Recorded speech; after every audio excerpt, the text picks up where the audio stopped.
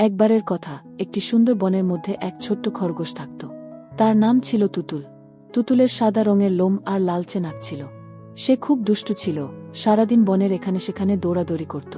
একদিন তুতুল নতুন জায়গা খুঁজতে গিয়ে বনের অনেক ভেতরে চলে গেল। হঠাৎ সে দেখতে পেল এক জাদুকরি গাছ। গাছের ডাল থেকে মধুর মতো মিষ্টি ঝরছে। তুতুল গাছের কাছে গিয়ে বলল, হ্যালো, তুমি কি কোনো জাদুকরি গাছ? গাছ আস্তে করে বলল, হ্যাঁ, আমি জাদুকরি গাছ। তুমি যদি আমার মধু খেতে চাও, তবে আমাকে প্রতিদিন এক বালতি পানি দেবে।